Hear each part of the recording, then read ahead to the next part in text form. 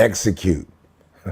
Execute on the things that they say they wanted to get done. Not what you want me to get done, my mother wants me to get done, my coach wants me to, but the things that I really feel like if I do these things, I'm going to be successful. Execute on the things that you said you were going to execute on.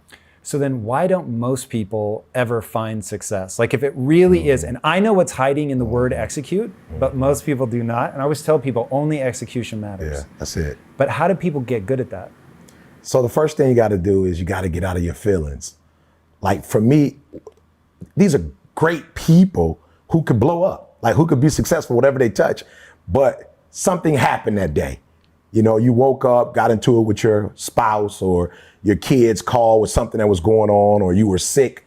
Like there are a group of people that feel like it's okay not to execute because I'm not feeling okay, because today is not a good day, because all the stars didn't line up. And at the end of the day, none of that matters. Like to have a good day is great, but just because you have a good day, you still got to execute. And so I think for most people, they go wrong because they think it's a feeling when execution is a fact.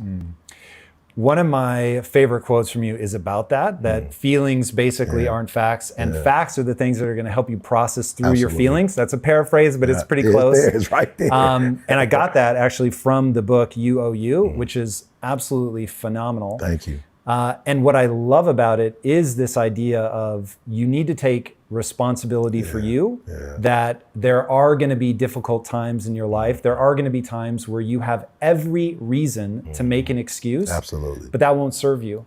And I'm always telling people the most insidious thing about excuses is that they're valid. Yeah. Like most people have a real reason to say like, hey, this Absolutely. didn't happen for me, whatever. Yeah. In fact, tell us about Inky, which was, it's a really powerful story I've heard you tell before. Yeah. So, you know, first of all, for me, the whole Inky, you know, I don't want to call it a disability. I don't want Inky to call me, you know what I'm saying? But for one, not to have the use of their arm. Training every day for the NFL, going hard. I think he was trying to get out of some pretty dire circumstances. Absolutely. Multiple cousins living with them. They're shifting out the bed, right? So one person sleep in the bed one day, another person sleep in the bed. And for Inky to lose everything, but say to himself, like, yo, this doesn't matter. What matters is the success that I want, what I promised my grandmother, what I promised my mother, what I promised my wife, what I promised myself. And so Inky's thing was, yo, despite this happening, I owe it to myself to still be the person that I dreamed of being, and this setback will only be a setup for a comeback. How do people cultivate that? Because so I know your story. My story certainly is nowhere near as difficult as where you started. But even for me, there were times where it just felt like, oh my God, like this is so hard. There's so much to overcome. The emotions kick in.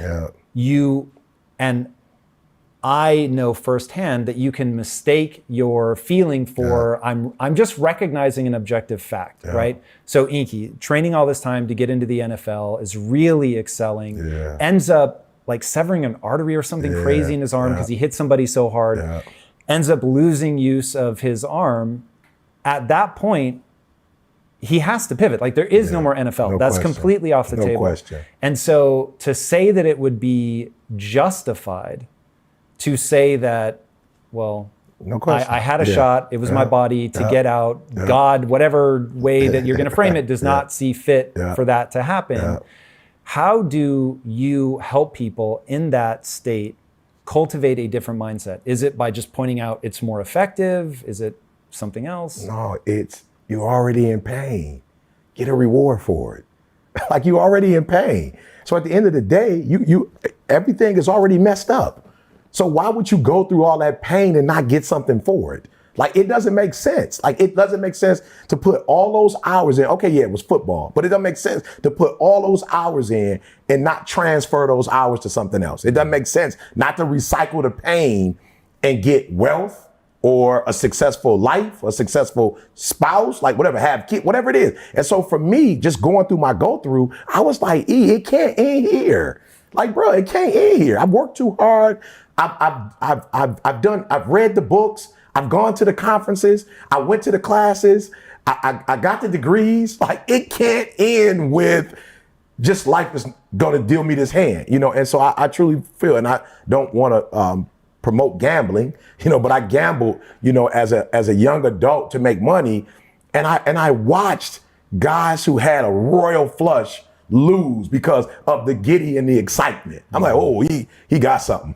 I'm saying? Okay, take what I have and leave. But I also watched people who had nothing in their hand with that poker face actually act as if they had a royal flush and win. And so I learned early, like, it doesn't matter if you grow up rich. You still got to play your hand. It's not like life says, all right, you rich, so you're not going to have any, your parents will never get cancer. Nobody in your family will ever have multiple sclerosis. Like, you'll never get COVID. You're rich. It doesn't work like that. Like, you still have to do life regardless of how you come into life. And I think some people feel, well, if you come into life and everything is great, then that's the way you live life. But no, it doesn't matter. If you come in great, if you come in poorly, it does not matter. You have to do life. And if you're smart, you do life on your terms and you don't let life make you do it on its terms. So start leaving at 13, make it pretty much permanent at 16. Yeah. You've got a lot of reasons to say, I've been dealt a bad hand. It's going to be difficult to play. What was the moment where you switched around and decided, you know what, no, I'm not going to tap out. I'm not going to let this be my future? So church, and not necessarily church, because I didn't grow up going to church. So it wasn't like the building. It's magical. But the pastor there was a military man. I think he was an army man, so he had love, but it was tough love, right? And I'll never forget, he pulled me to the side and he gave me something that I had never had before, and that was purpose.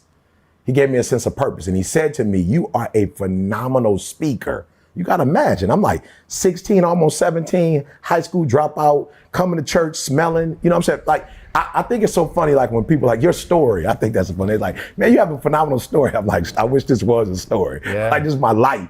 So I'm literally coming to church when I come, haven't brushed my teeth, I haven't taken a shower. I smell based on whatever was the last time I had an opportunity to take a shower. I'm in a strained relationship with my mom. I'm on the verge of getting kicked out of school. I have no bank account, no credit cards. And this guy looks at me and says, you're going to be a phenomenal speaker. Like, you got that je ne sais quoi. You have something about, and I'm thinking, what? First of all, nobody's ever said anything like that to me before. And nobody's definitely said it in the state that I'm in. And so for me, I'm pulling for strings for something in life. And this guy's like, yo, you got it. And not only do you have it, I believe in you so much that I'm going to use my name at my alma mater to get you in school. If you could just get a high school diploma or a GED, we're going to get you. And so I don't know if it was him, I don't know if it was the words, but this sense of purpose